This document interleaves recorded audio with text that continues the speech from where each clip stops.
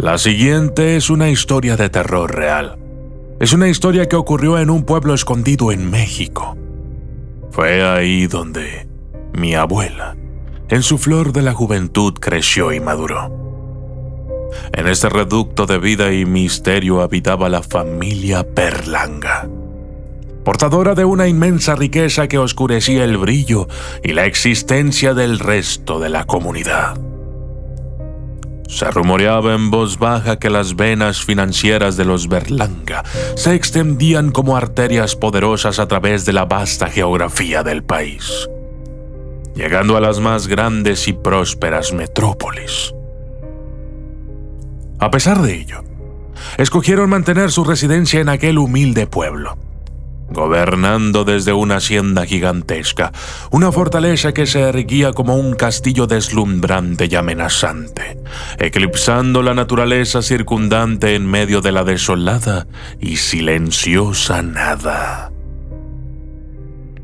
El tranquilo pueblo, sin embargo, albergaba un enigma desolador y helado que perforaba sus entrañas.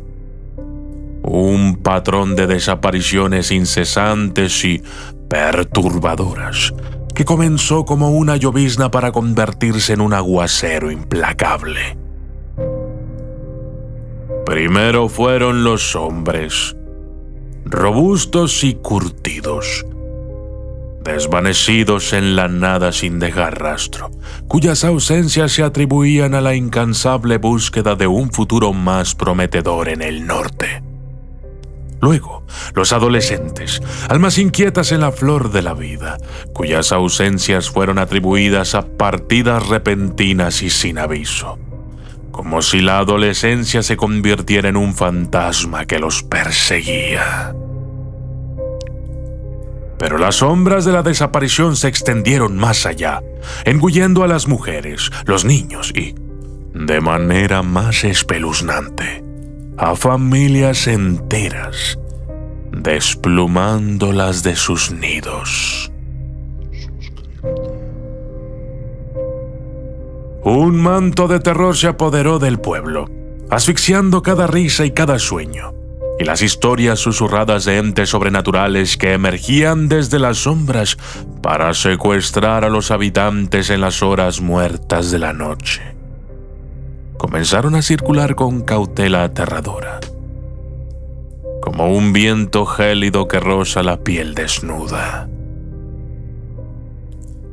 Una vez, un humilde campesino, su piel curtida por el sol, realizaba su acostumbrada ruta hacia la bulliciosa Guadalajara, con una carga llena de chiles picantes.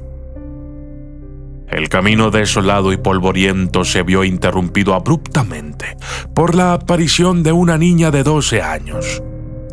Su rostro marcado por la desesperación y el miedo, extendiendo sus manos suplicando ayuda. Su cuerpo frágil estaba cubierto de heridas sangrientas y mordeduras profundas que desgarraban su piel y sus sueños, variando en tamaño, pero todas compartiendo una característica horripilante. Parecían ser de dientes humanos. Al limpiar con cuidado sus heridas, sus manos temblorosas descubrieron una mordida gigantesca y nauseabunda que desfiguraba su hombro.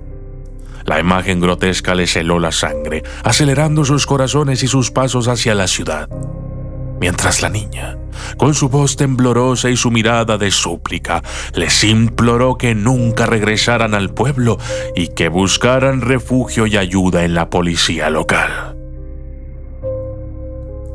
Un investigador con semblante serio y ojos inquisidores fue enviado al hospital donde la niña se recuperaba, un frágil pajarillo en un nido de hierro y concreto. Tras interrogar a los presentes, sus palabras como dagas afiladas cortando el silencio, desapareció tan abruptamente como había aparecido, dejando una estela de inquietud y sospechas.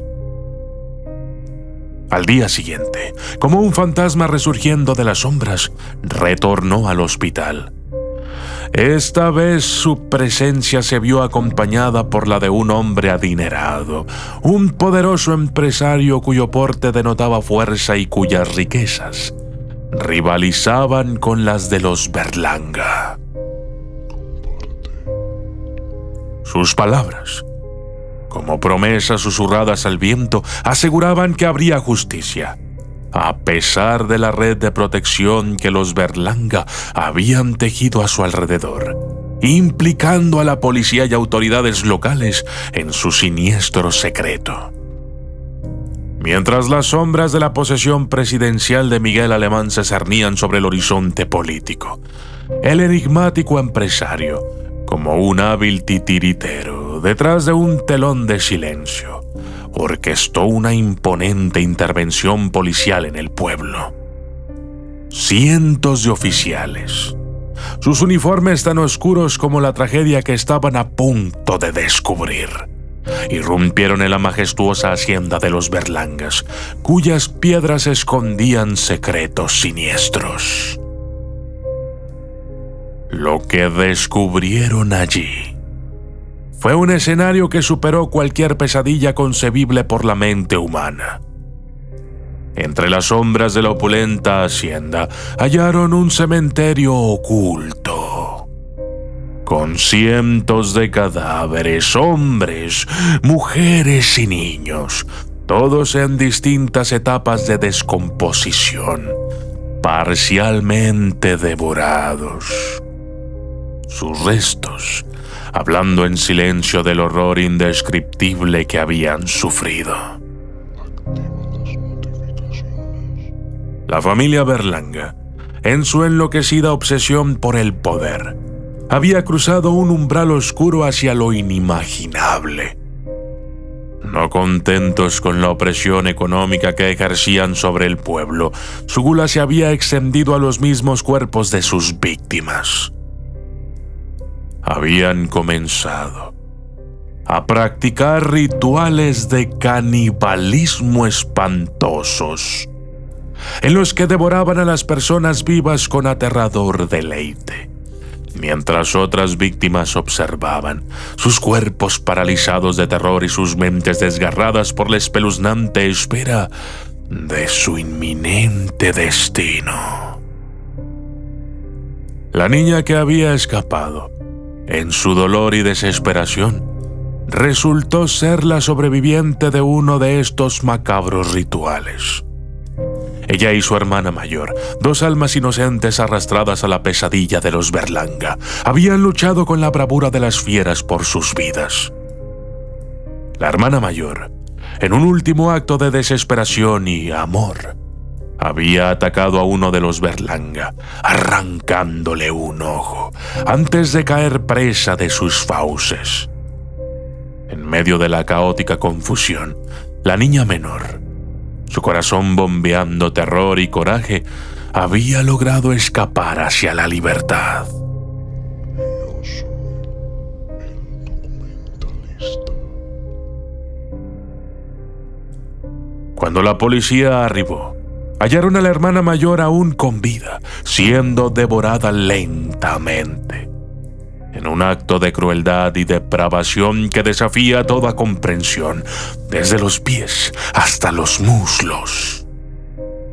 Los últimos vestigios de la perversa familia Berlanga fueron apresados y alejados de la vista de los aterrados aldeanos, arrastrados lejos como las monstruosidades que eran.